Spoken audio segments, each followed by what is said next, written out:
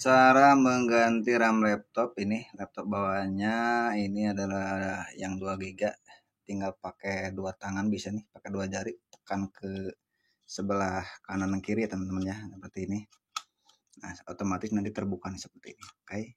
Ini bawaan 2 GB, saya simpan. Saya ambil nih yang 4 GB teman-teman nih. Oke, lihat ya. 4 GB langsung dimasukkan saja, jangan terbalik. Oke. Dorong sedikit ke dalam sampai terdengar bunyi klik. Oke.